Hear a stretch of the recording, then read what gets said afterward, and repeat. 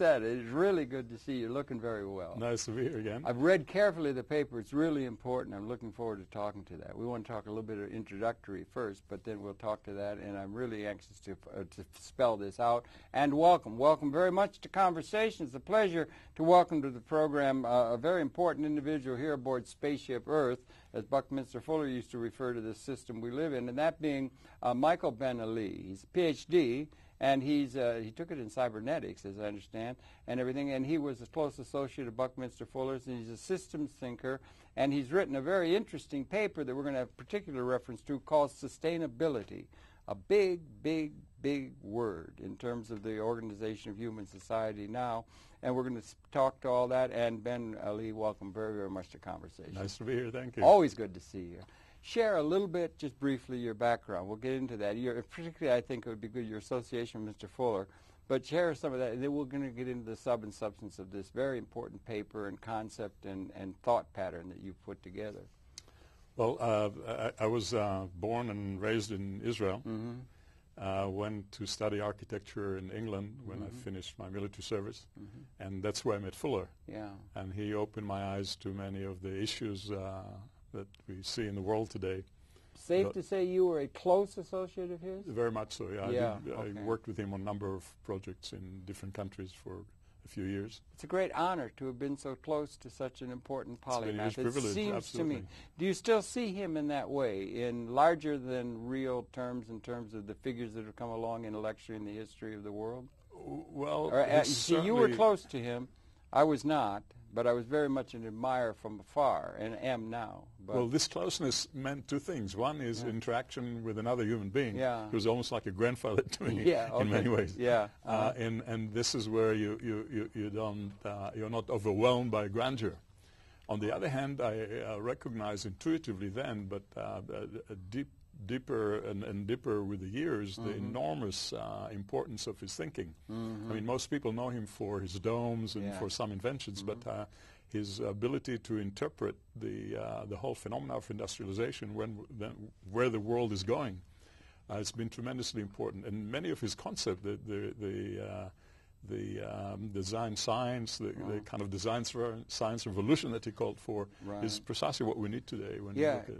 I couldn't agree with you more perhaps than all the political talk. Practically all of the news and so forth is political. It's all about political. But there is the real transformations that are taking place, as he used to say, we're all invisible in the realm of electromagnetic spectrum and chemistry and that kind of thing, and that you have patterns of design, and he had the idea of design science, and he wasn't political. This is a very important concept because we are running, I mean humanity on the planet, spaceship Earth, as you were saying, we are running into some major physical issues, physical problems, climate change, many of the familiar things.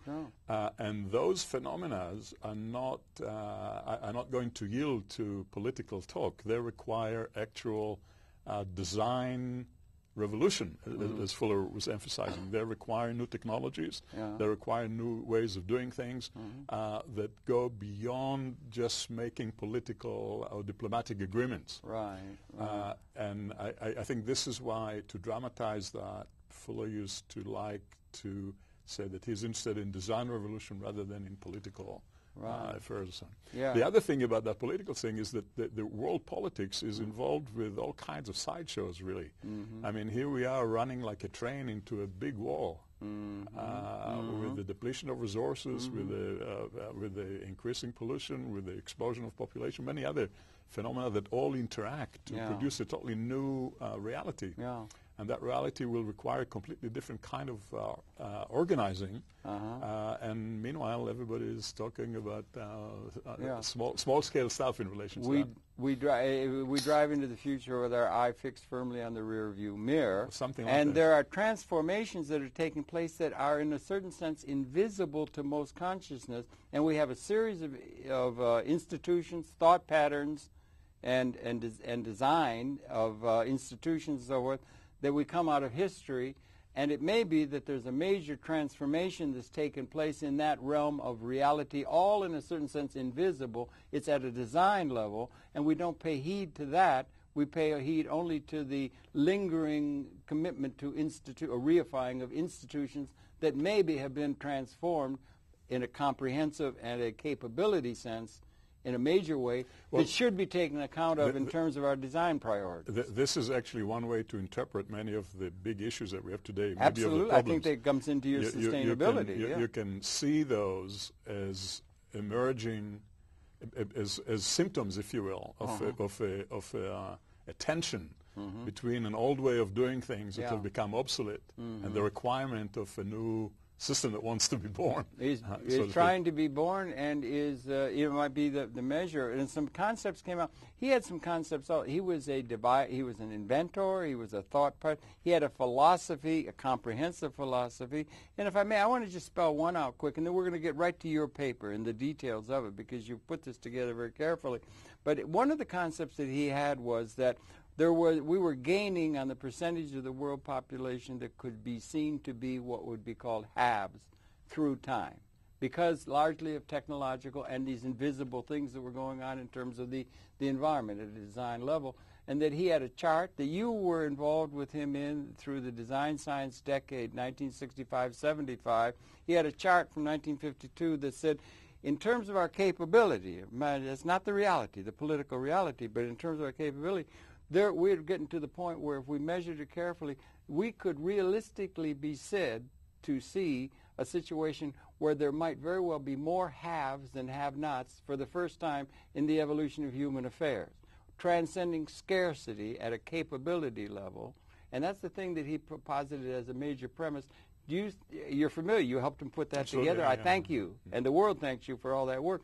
Do you think that's an appropriate possible reality to envision, and is that something that could help inform a great deal of our thinking at all levels? If that is the case, that we are, in a sense, in terms of capability, we were in a situation where there was not enough, to one where we have a capability where we can build institutions on the understanding there is sufficiency, or we've transcended scarcity. Well, at an I think this is one level. of the most important part of the message, and that is that humanity in this century, actually, has arrived at a major turning point where the actual technological capability to shape things differently than the whole of history is there.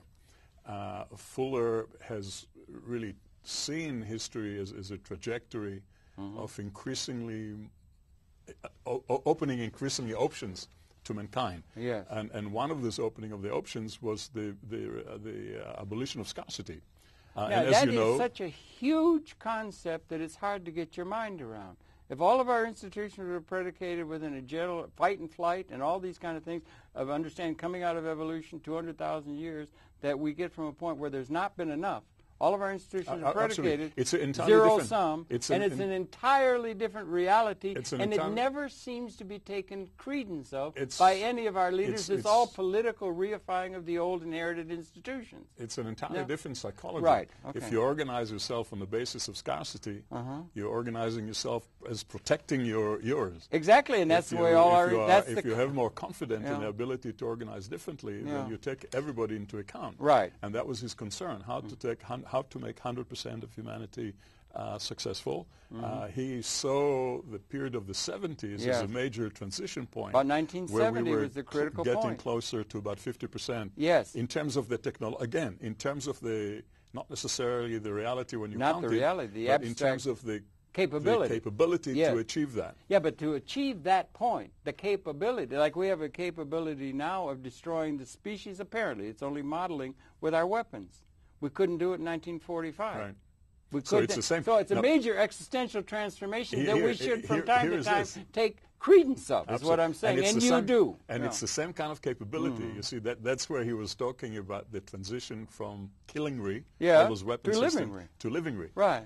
Not a bad idea, I would say. It's an essential idea. It's not a question of good or bad. Absolutely essential. We still invest most of the talent as well as resources in inventing ever more destructive capability instead of turning it into the livingry.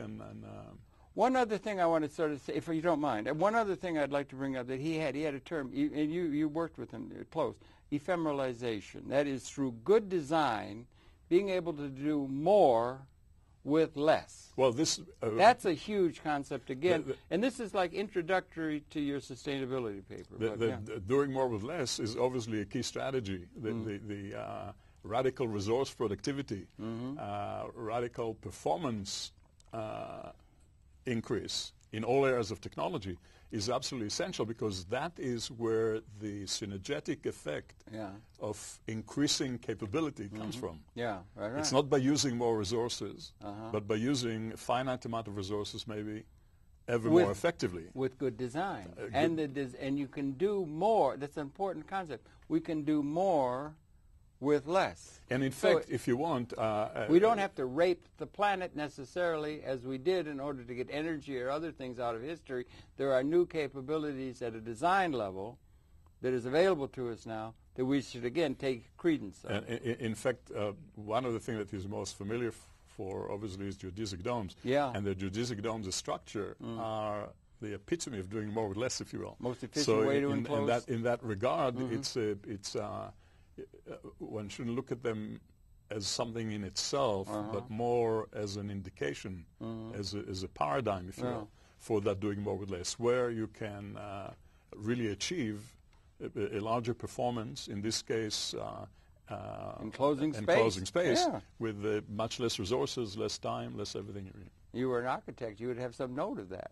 Yeah, that was a big concept. So those are a couple of big concepts, and there's a great deal we could go into, and I have unlimited admiration for the man in you, and I appreciate all that were involved with that, because that was one of the places that design science decades, 65, 75, where the world game, which was put together as a way of understanding resources and so forth within a design context and so forth.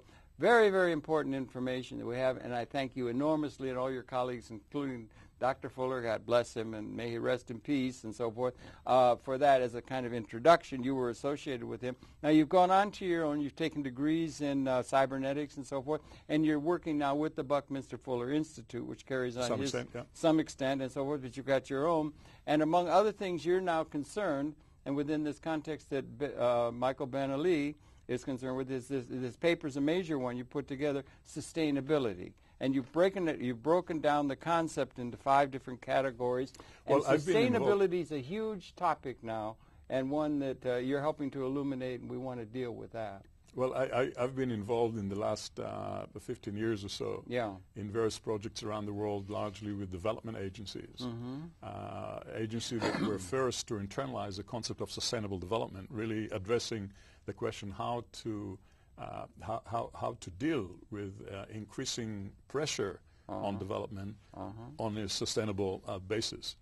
And what occurred to me after having that experience and seeing many attempts by the World Bank, by many other organizations, is that a lot of this was driven without a deeper understanding of what are the principles that underlie sustainability. Much less some of these principles that Dr. Fuller elucidated in terms of doing more with less. Just think of the computer chip and all that. I mean, they're possible taking those into account. And in the background, we may have a capability that we could have our institutions predicated on understanding that there is enough. Yes.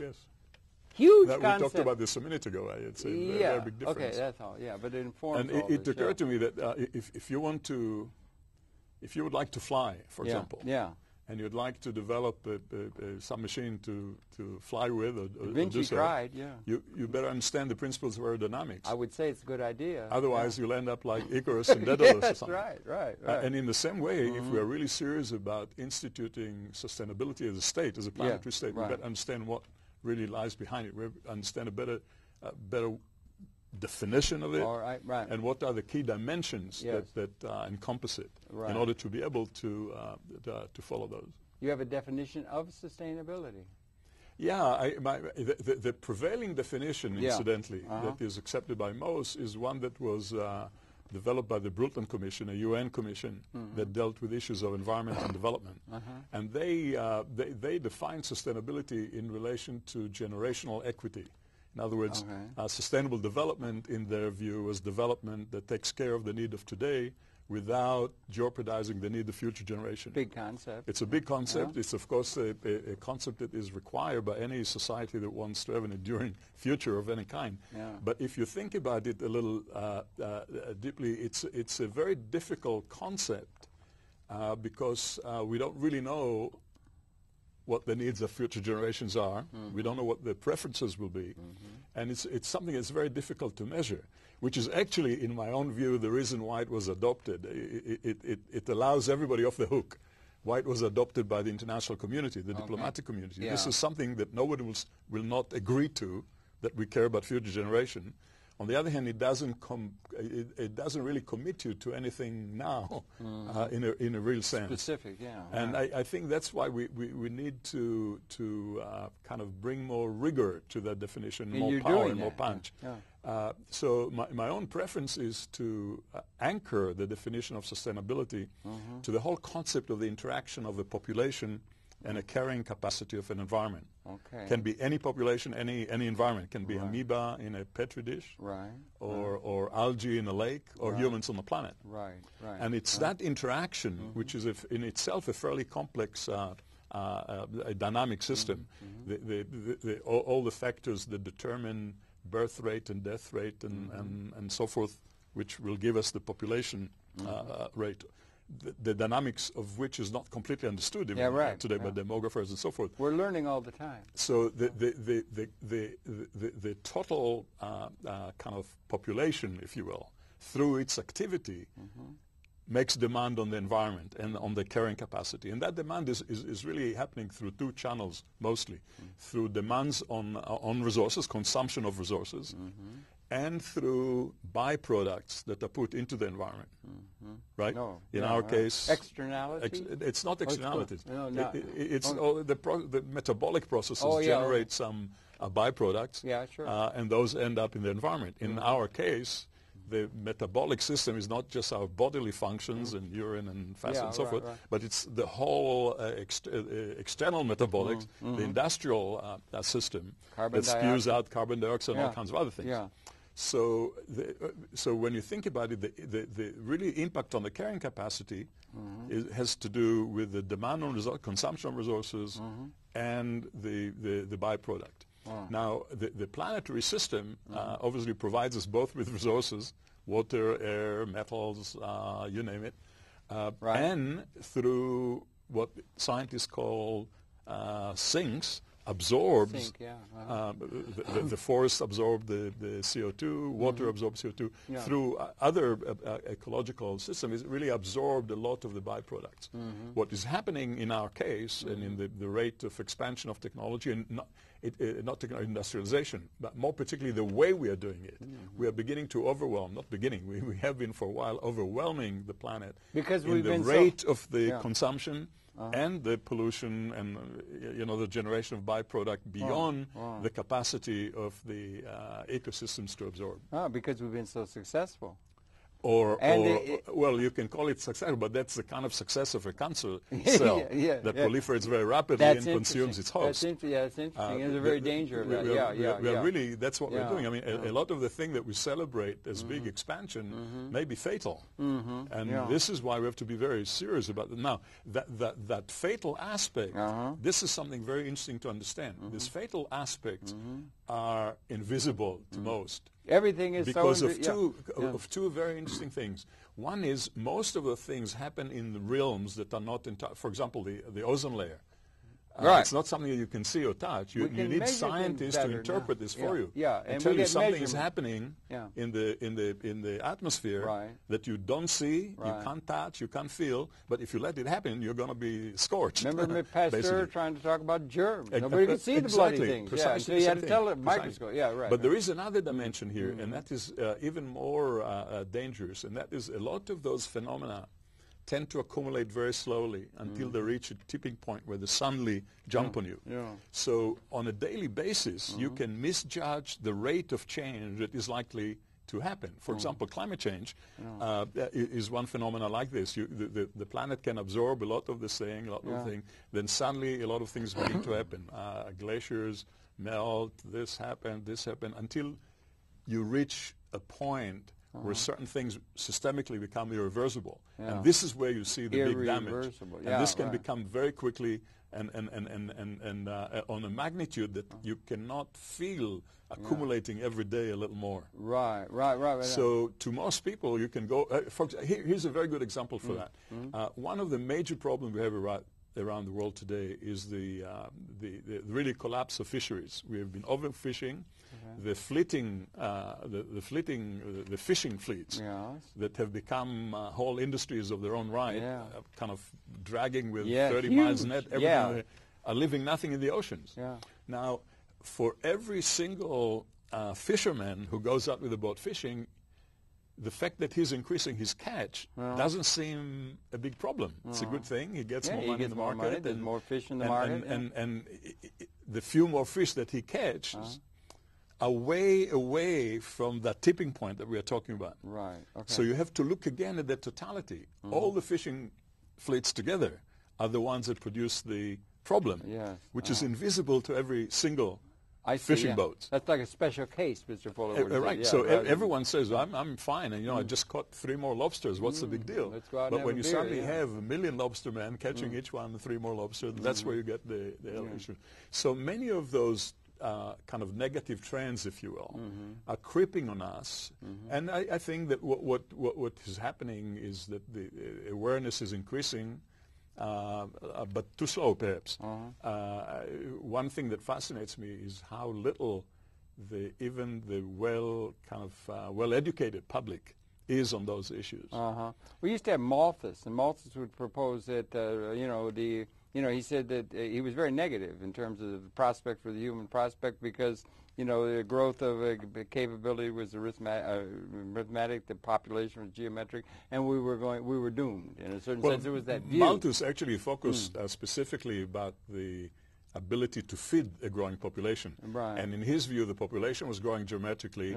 The actual capabilities of agriculture were not. But he was proved wrong. And in fact, agriculture has been able to catch up and overproduce precisely because of the doing more with less. The Green Revolution, many other ways. Norman Borlaug. So in food production, we are faced more with issues of distribution. I think that it seems to me in a certain sense it's distribution all around the case because we have a capability of providing all kinds of life support that our systems, they don't have market demand capability for the people to get, which is we know how. We have the know-how. We don't have the system that lets us do what, in a certain sense, we're capable of doing, which is a political-economic problem, perhaps. But that's an interrelated question, But that we could have this kind of thing. And also, in terms of the evolution of consciousness, Homo sapien was particularly gifted, in a certain sense, if you look at things in a way, that they're able to extend their consciousness into the environment through technology and create an environment other than what, like in an Eden-like sense, is given, which is the lot of most of the creatures. So that's a unique kind of thing in universe. It's a very interesting thing because when we talked before about the relationship between a population and a carrying capacity, in fact, science and technology, the human mind, and the conversion of understanding of principles into actual technology is one interesting loop that actually expands the carrying capacity in a very real way. Absolutely, and you can also go into areas where you couldn't go. You couldn't use the best agricultural land in the world in Illinois until you had a steel plow that could cut the sod. It was useless. Of course, and think about it even in a more dramatic technological way. Advance, throughout history and until the Industrial Revolution, I mean the total chemical elements that were known to man were in the teens. And so it means that the tool chest of doing things that this represented was very minimal. It was really cannot do a lot of the stuff we're doing today. It was suddenly with the Industrial Revolution, and Fuller have shown that in one of his charts, that we went from approximately 13 or 15 within less than a century into the whole 92 in the post-Uranium. And he was able, they were able to project that from a design function, that there was some we didn't know, but there's going to be one there, and they were able to project it, and then they found it after subjecting from the theoretical theory. Now, the real point here is that now, as we speak, humanity has the total chemical tool chest that is available not only on the planet, in the cosmos. This is it. And so the question becomes now, how do you use those precious molecules? And what is the significance of the transformation that is or has occurred, and what is the implications of it for our social, economic, and political organization of the planet? Well, you have to take this in 2 stages. The first implication is that we have a larger template? Not template, a larger toy box, if you will, to toy play with. Box. Oh, yeah, that's more well said, yeah. We have a larger potentials of capabilities to combine things in different ways, different materials, different alloys, different things, that opens up a whole new possibilities that are unimaginable before you know them. Coming out of history, Everything is happening in this incredibly accelerating way with every information day technology. Michael, every day over the transom comes a revolution in another discipline. Now, it transforms everything in their region. The next implication, which is contrary to the way we are programmed to think, is that what we need to start managing is not just harvesting, as in agriculture, which you do once a year, and that's it. That's right. But we have to start to manage the cycles of those chemicals being captured in a use, in a machine or something, for 5, 10, 20, 25 years, but then they come back. The metals are not perishable. No, that's right. We've got all the copper in the world we need, I think. What we're doing today, is we assume that we have to keep mining. Yeah. Most of the stuff is already out. And we're not managing effectively. The recycling. The recycling thing. For example, that's a metaphor. I was just actually on the way here. Yeah. On the taxis in New York now, they have this scourge of having a television in the thing. Right. And they had an item on the news where they're getting rid of some major aircraft carriers by sinking them. Really? Now, this is a huge tonnage of excellent metal. Just put that in in a Bessemer furnace and melt it down. Not only bring back, but every time you bring it back, with the advent of expanding knowledge, you can use it more efficiency. Yeah, and you get all the alloys. And you increase the performance per pound. Right. Kind of thing. So that's the other implication. Now, the third implication, which is perhaps the most important, is that all our existing systems in place are fragmented. A system in place in economic sense, in production sense, and so forth, are fragmented, and they are really not supporting this complete cycle of things. Because we allow things to rust. If you take a car and drive in New Jersey, for example, in the areas of New York, all the early 20th century industrial capacities is just empty and rusting. Right. And this is exactly the resources that we must feed back in a continuous fashion. But this is not happening because the way we compute economic advantage is totally fragmented. So if you are a company that you have, it doesn't pay you to take the larger picture into consideration. Yeah, they're not taking the comprehensive picture into advantage. And it seems everything is being seen through, and we should be a little easy on ourselves perhaps, because that thing, back again to the thing, we're in a time, we could have been born 3 centuries ago. The world would have been a whole different thing. It was slow pace, things are moving. But this is a time, like in a pregnancy, of a quickening to where you're about to go from one stage that you're in into another. To another. And that's the other is what we have where we have to begin to prepare for. Right. And preparing for it, meaning organizing for a different technology, we have to be able to really organize human affair in a way that uses much less energy. More efficiently. More precisely, and pollutes less, right? This is putting it in simple terms, but obviously the whole efficiency of our industrial system is incredibly low. We do have the example, the cyber example, where Moore's law, every year the thing gets smaller, and we're heading for carbon 60, Buckminster Fuller for this computing, and these chips are so small, and it used to be a room this size with vacuum tubes. Remember, that's a metaphor that also where you can do ever more with less, so you don't have to rape the planet in order for some people to achieve a better standard of living. And that's a huge concept that ought to be able to sink in. Now, it's a possibility before us now. The most fundamental aspect of that possibility is it's a planetary. You have to conceive of your affair comprehensively on the planetary level. Right. And again, we are not organized to do this. All the nation states, each one doing its own computation, we've only just is only on the way. We've all evolved out of history. And James Joyce had to say history is a nightmare from which I'm attempting to awaken. And we may be awakening, possibly. At the same time, we have the capability to destroy our whole species, apparently, at the behest of one person. Could set off a weapon system that would destroy, apparently, the whole system. That's new. I don't know if that's the case. Maybe. I think that the issue of kind of nuclear holocaust, or which was the realization that the human species has put in place weaponry systems that could destroy the whole planet a few times over, may return with the proliferation of nuclear armament that we see all around. It's happening all over. But I think that there are other elements which have become as significant in scale, and those have to do with our absolute critical need ecological to graduate from fossil fuels into alternative sources, alternative sources that are less polluting and more efficient and more abundant.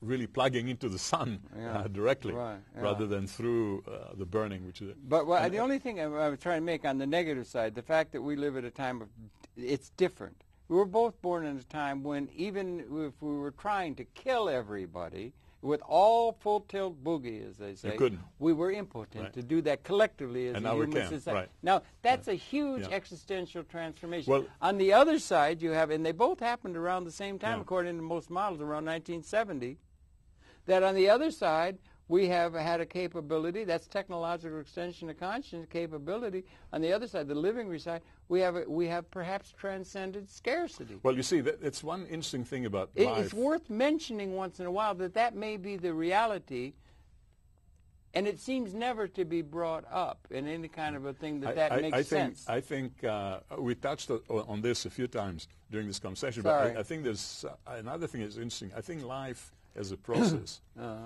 because of the very narrow range of its existence. It's totally imperceivable that we could be here. It's so vulnerable. Yeah, it's way. Always touch and go. If you were to look at the evolution of the universe and everything, it was just impossible that we're here. So it's a touch and go phenomenon. Yeah, absolutely. And we'll be right to the moment. And that means that the balance of the negatives and positives will always be there. I mean, what it means is that the technology is not bad in itself.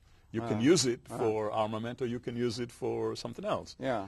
How that happens, we don't. How this balance will be achieved, we don't really know. But it will always be there. Every advance in technology can also be used for destruction. We said if we think we're coming to the end of, we're coming to a birth, we're coming to the end of 200,000 years, maybe. We're coming into a new relationship, not a reification. We've been gestating, and we're coming to a new.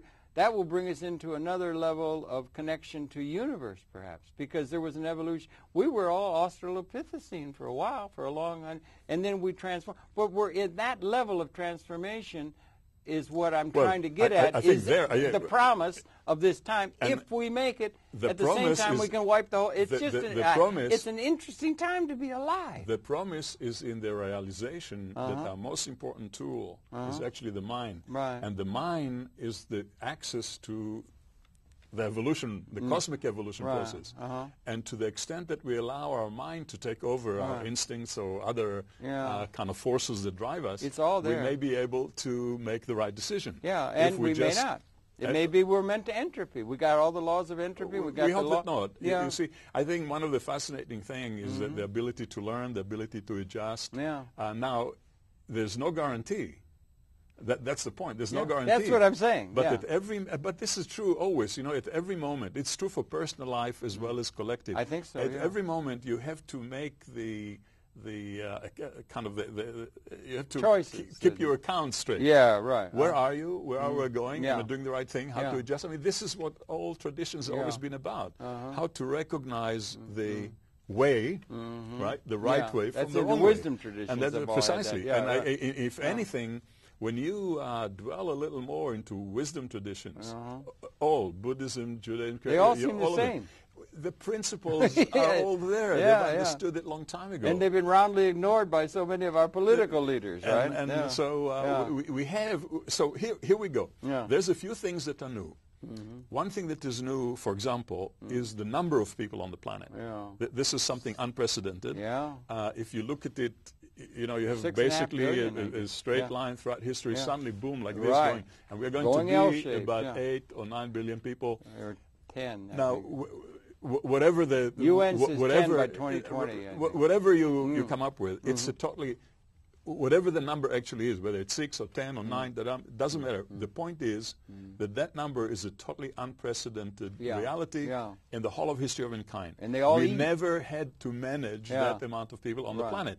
We never had, so we don't have any experience of what it means. And we seem to be doing all the wrong things in the way to that. So the population number is an important thing. Now, on the other hand, you can think about it as a very interesting kind of speculative thought. If you look at you remember in some of the old ways of science, there were 4 elements like water, fire, this, that, and right. If you look at on the planet and the biosphere in particular, it has really 3 fundamental elements in it. You've got the material stuff, carbon, right? Whatever, the chemical, the water, you've got this. You've got life as a phenomena. Yeah, right. Another big. Which is a very thin layer on that kind of thing. And you've got intelligence. We're looking for those are 3 completely different types of realities. Now, it seems that nature is trying to amplify intelligence by producing more humans. I mean, the point of the fact is that regardless where you're born today, it took all these billions of years to develop the human mind. And somebody born in Africa or somebody born in New York, it's the same capability. And we are not using that resource. About 1/10 we use of our brain. We have to. No, I don't mean in a personal way only, but also globally. We allow so many children to die every year. This is where when we have the capability to have this is where the potential for newness is. Well, that's where we have a potential for liberating the whole system in a certain way from the ancient scourges, and we don't have systems that let us do what we know we are collectively able to do because we're enthralled to outdated institutions and so let's follow that don't take obviously enough account into the sustainability principles you have in your paper. We got to talk to those. Let's get back to that for a minute. You got 5 main core principles and things that you have broken this down to try and understand the importance of this. Okay, we can move to that. So as you move ahead into the future, and you keep in mind that notion of the interaction of a population and the carrying capacity. There's a number of dimensions that drive that interaction. And those dimensions can be articulated either as principles or areas that need to change. Let's try to one area that needs to be changed is I call it here the kind of the spiritual principle. Our values and attitudes toward the planet, toward each other, have to go major transformation. As long as we treat the biosphere as though it's a thing that's that is to be exploited. I, thou, I, it, Mr. Precisely. Buber. I, Martin it, Buber. rather than I, thou. Right. Without any we will continue to destroy it. And that's the way we see it. In many Aboriginal systems, of course, people had a completely different attitude. That's imbued with spirit. And not only imbued with spirit, and but Mother Nature, even when you hunt, your victim you have to respect. You have to ask for its forgiveness. That's not how we're treating the earth. So one dimension that is extremely important is that spiritual principle. That's one of the 5 you've laid out. Okay. And another one, of course, is the way that we interact with other forms of life. We are only one species on the planet, and we are overtaking it completely. The rate of destruction of other species is absolutely staggering and enormous. We are destroying species we didn't even discover yet by destroying the habitats and so forth. Now, this is important for biodiversity is important. Biodiversity is important, but it's not important because of the popular way. You think the animals are cute, or you shouldn't kill the spot owl because it's cute or something like that. The fact of the matter is, the scientific fact, if you will, is that complex systems depend on their diversity for their stability. Or saying it differently, stability in complex system is achieved by virtue of their internal variety, by virtue of their diversity. Why? Because it's that diversity that allows the system to reconfigure itself. And that's very important. And adapt when conditions change. Like you do carbon dioxide, take it in, and you get photosynthesis, you get oxygen, and there's a recycling. And it seems to have, so by reducing the diversity of life on the planet, we are moving towards a mono system that is the most unstable thing that you can think of. So just for our own good, so to speak, we need that complexity. It'll all be one big shopping mall. There is a very interesting example for that that I like to use. I don't know if you remember Ludwig. Ludwig was this well-known billionaire in the 60s. I don't remember. He made his fortune in, I think, in oil tankers or so forth, which he sold at a certain moment. I knew Robbie Tico. He was a big guy in that. But anyway, and he came up with a very interesting idea where to invest his fortune looking to the future. Yeah. He figured that paper will be one of the most important resources in the future, and he was going to corner the paper market. And he was going to do the computer by actually acquiring a huge tract of land in Brazil. Okay. And getting his scientists to find out what is the most efficient plant in terms of growing quickly to produce pulp for paper. They found some plant in Africa that they're going to export. Long short of it is a very large area in the Amazon, which was, of course, rainforest, very complex ecosystem, was decimated in order to plant rows of that one plant, like which corn. Of course never survived because it requires that complexity. That complexity is its immune system. Bingo. All the other plants all reinforce each other. It's developing over a long period of time and has a wisdom all its own. Precisely. Yeah. So what we're doing to the planet as a whole is reducing that variety, reducing that wisdom, if you will. Yeah. And natural wisdom, So that principle means you have to maintain the diversity of life forms on the planet. Yeah. That's another of the principles that you spell out. Precisely. Okay. And that has a number of implications. You don't want to harvest things more faster than their regeneration capacity. It means that fixation, because we understand it, we have to begin to take a stewardship view of things, and really we are responsible for those species because we understand their place. Yeah, and it's not only just, as you say, fuzzy nice and everything, it really has an efficiency thing. I mean, it's part of an efficient system. Or it's effective, not just, if you will. There are moral issues and so forth, and that's always there and everything, but it's at an efficiency level. It's so inefficient the way we're doing things. So this is another one. I mean, obviously, just pragmatic inefficiency. Obviously, another tremendously important domain that we need to deal with is the whole social domain. Yes, okay. Where the principle would be something like, this is a golden rule. I mean, this is, and it's something that has been expressed by every single tradition that exists on the planet. This is, don't do unto others what you don't want to do to you. That's a general principle. So it's a very interesting thing because it means allow any behavior to, you can develop any way you want as long as you don't impinge on others. Yeah, that's your biodiversity, sociologically speaking. Absolutely. Certainly not trying to coerce others to your way of thinking. I've noticed there's been a lot of coercion going on in human history.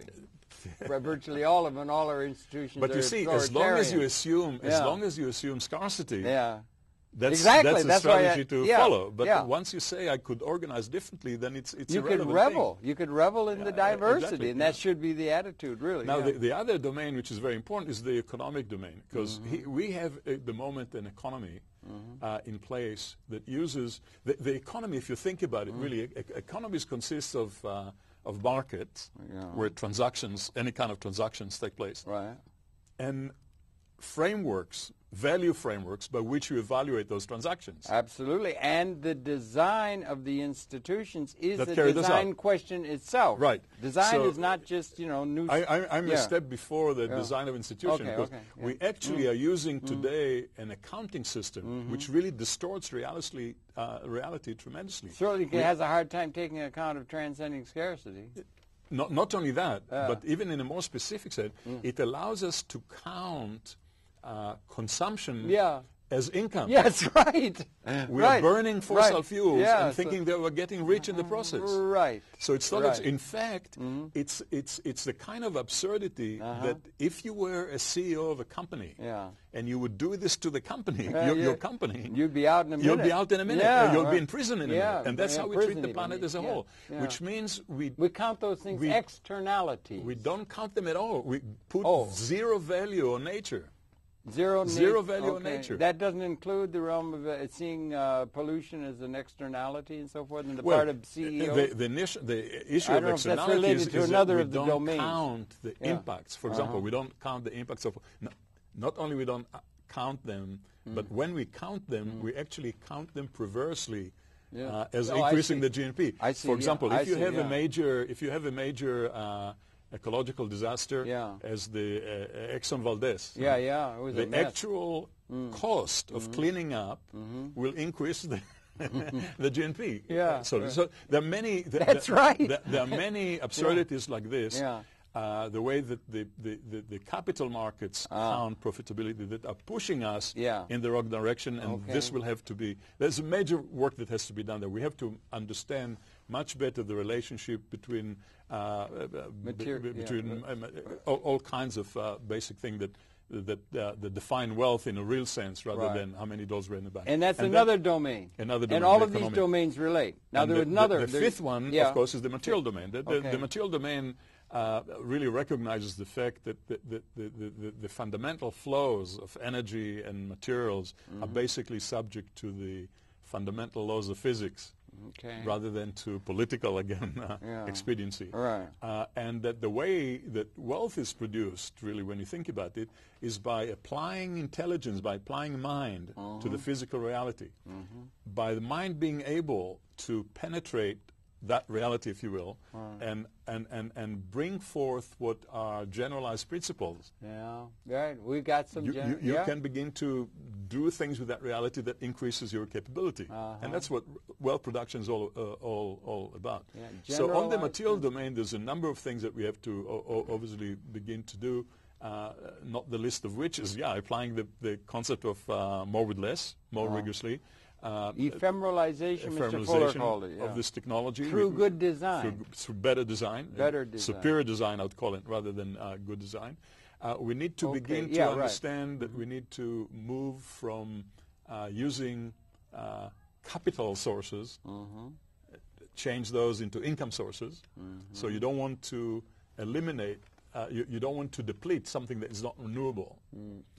With respect to energy, this really means that we have to stop using fossil fuels. I'm not even talking about all the other reasons, and really graduate to move into sun-born kind of thing that are clean and efficient. The ultimate source of all energy. We need to begin to see that our notion of waste is fundamentally flawed. What is spewed out of industry is actually good chemicals. I mean, when sulfur comes out of a Can't we sequester those and use them or recycle precisely. them? So or we need something? to begin to organize industry, the productive system, if you will, in a different manner, where outputs of one or not output, waste products of one process becomes the input to another, just like any rainforest is. Rather than when you look at the a complex ecosystem, there's no waste there. Everything that is shed by one thing is eaten by another. And that's how we have to begin to redesign the kind of the physical infrastructure. So we have here kind of 5 dimensions that range from the physical to the spiritual, if you will. And they all went from the spiritual to the physical. You could have gone from the physical to the spiritual. Either way, it's one integrated system. The point is that this is a system. It's not a list. It's a system, and it acts as a system. One of the problems with many of of our attempts at sustainable development today, many of the efforts, of which there are many around the world, they're very fragmented. They deal with one little thing instead of realizing that totality and addressing that totality in those 5 different dimensions simultaneously. Do you think you were doing that with World Game? Well, or attempting to get at that with the World Game in a non-ideologically larded way, because it seems that everything becomes so ideologically larded to support the narrative, one political force against another, fighting within old context, rather than where are our sources of comprehensive understanding where these principles are encoded. I think of Buckminster Fuller's World Game, and there's some other people like that, but where are the sources of that? Everything we see almost on television and in our press has to do with the political process. It goes in the other dimension. The beauty of the concept of the World Game is actually... Maybe it's worth talking a couple minutes about it. Absolutely. I mean, if you look at it not as a thing, but as a metaphor. It's a recognition that we need to have a decision-making system that maps onto the planetary reality as a whole. Now it's not. It's done in fragmented, as we say. I think that's really important, don't you? Yes. And we don't have it. And we don't have it. We don't get it from the Pentagon. We don't get it from any of the sources of our intelligence. And not from the UN either. Forget the Pentagon. Not from the UN either. All right. So behind the concept of the world game was the establishment of a facility that will allow you to interact on a real-time basis with the planetary reality. In relation trends, to population, new resources, materials, blah, blah, blah. So, and it will allow groups of people to try and develop strategies for making humanity a success, if you will. Right. And the competition will be who comes up with a better strategy, if you will. You can envision a number of groups trying to develop a food scenario for the future. Right. And kind of to figure out how to make sure that all humans have certain level of nutrition without destroying. That's really good. It's also got educational implications. Their consciousness, and consciousness is very important. And we have a cyber world where there's a great deal of capability. Like the internet is becoming like a great big university now. The internet could be, in a certain sense, be seen as a great big world game. Because you've got input coming from all over, and it's a place where you're modeling and you're doing things, and that's what we need, because the institutions within which all our power structures are set up are outdated by the zeitgeist. I'll give you a very good example. Actually, we talked about this principle. As you know, those principles were posted on the Buckminster Fuller Institute site. And what I noticed in the last few months is that they've spread on the internet. In a way that you could never have done it through conventional publishing. People who read those take them on and publish it on their own blogs, on the friends' blog, and send it to each other. And so suddenly you find that thing all over the place. And that BFI site is getting richer all the time, isn't it?